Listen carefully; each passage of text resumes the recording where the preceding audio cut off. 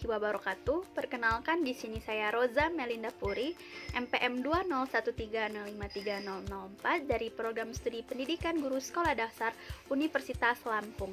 Di sini saya akan menjelaskan keterampilan berbicara.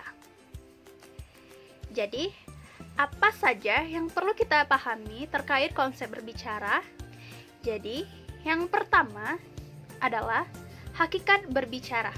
Yang kedua, jenis-jenis berbicara, dan yang ketiga adalah teknik pengajaran berbicara atau metode pengajaran berbicara, terutama di anak SD.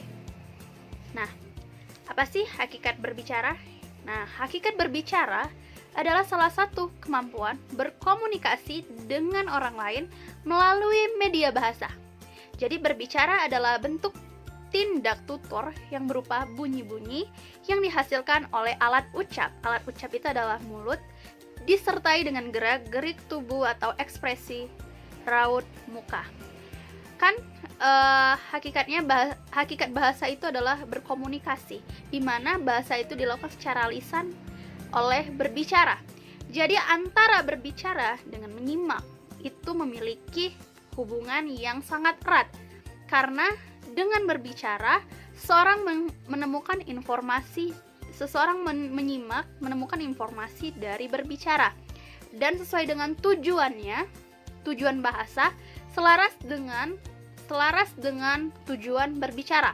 Yang pertama adalah fungsi bahasa adalah sebagai alat ekspresi diri. Yang kedua, alat komunikasi. Yang ketiga, untuk adaptasi sosial. Dan yang terakhir adalah kontrol sosial. Nah, yang pertama adalah sebagai alat komunikasi. Alat komunikasi artinya bukan hanya komunikasi sangatlah perlu karena kita sebagai makhluk sosial membutuhkan orang lain.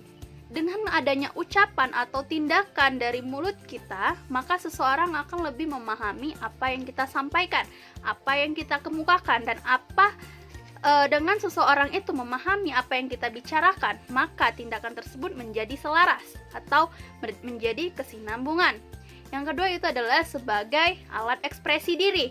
Jika kita merespon atau jika kita merespon seseorang, maka kita harus menentukan apa yang kita bicarakan atau apa yang kita rasakan dengan ekspresi kita tersebut. Apakah senang dengan pembicaraan orang lain tersebut, ataukah tidak senang atau marah, dan lain sebagainya. Yang ketiga, sebagai alat kontrol sosial. Dengan adanya bahasa, kita dapat mengkontrol diri kita supaya dapat berbicara di depan orang banyak, sebagai untuk membatasi diri atau menenangkan seseorang, itu sebagai kontrol sosial. Yang terakhir adalah sebagai alat adaptasi. Artinya, saat kita menemukan orang yang baru atau kita pergi ke tempat orang yang baru, kita harus beradaptasi dengan bahasanya, bukan semena-mena kita untuk melakukan ucapan kita. Kita harus beradaptasi dengan bahasa dia, dengan perilaku dia, dan menjaga ucapan atau tutur kata kita. Jadi hakikat berbicara selaras dengan hakikat berbahasa secara lisan. Yang kedua adalah klasifikasi atau jenis-jenis dari berbicara. Yang pertama adalah berbicara yang menghibur. Berbicara menghibur artinya berbicara yang diselingi oleh candaan. Artinya ucapan lisan kita mengandung makna atau mengandung arti yang bersikap candaan. Yang kedua yaitu berbicara menginformasikan. Berbicara menginformasikan adalah berbicara yang menghasilkan suatu makna, di mana makna tersebut dapat berupa pernyataan-pernyataan, fakta-fakta, sehingga seseorang jika mendengarkan apa yang kita ucapkan dapat menjadi kebenaran atau dapat merangsang seseorang untuk berpikir lagi dan mencerna informasi yang kita ucapkan. Yang ketiga adalah berbicara berstimulus. Artinya berbicara berstimulus adalah berbicara yang merespon.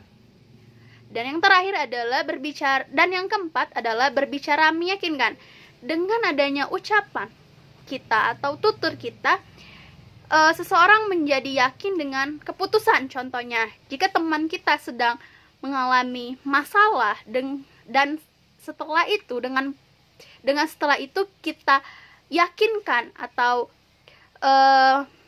kita lakukan keyakinan dengan dia, maka akhirnya dia menjadi yakin apa yang kita ucapkan. Oleh karena itu, berbicara meyakinkan dapat membuat seseorang menjadi tenang.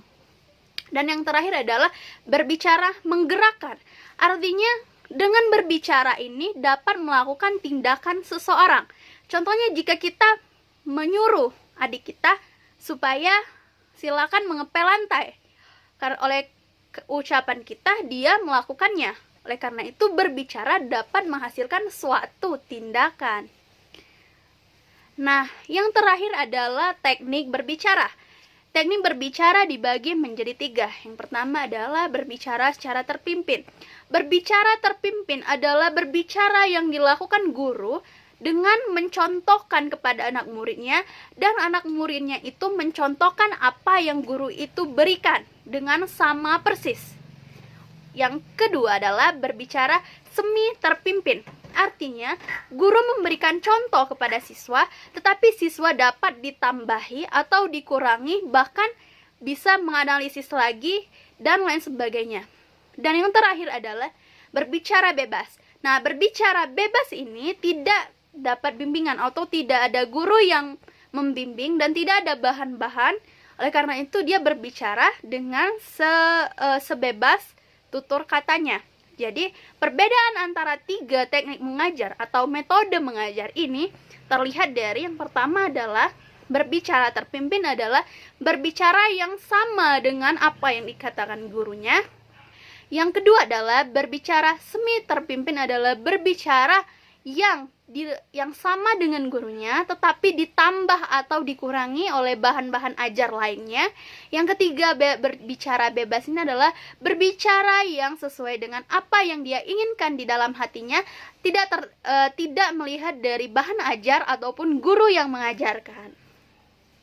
Bagaimana? Sudah mengerti kan? Nah, jadi itulah konsep dasar berbicara itu atau keterampilan berbicara itu. Nah, keterampilan berbicara ini banyak sekali maknanya dan banyak sekali pengajaran atau manfaatnya saat kita berbicara, karena hakikatnya kita ini adalah makhluk sosial yang tidak bisa hidup tanpa bantuan orang lain. Karena mengapa? Dengan kita berbicara dapat mengubah kebenaran, dapat mengubah situasi, dan dapat mengubah tindakan. Baiklah, itulah yang dapat saya sampaikan. Terima kasih. Jika ada kesalahan saya mohon maaf. Wassalamualaikum warahmatullahi wabarakatuh.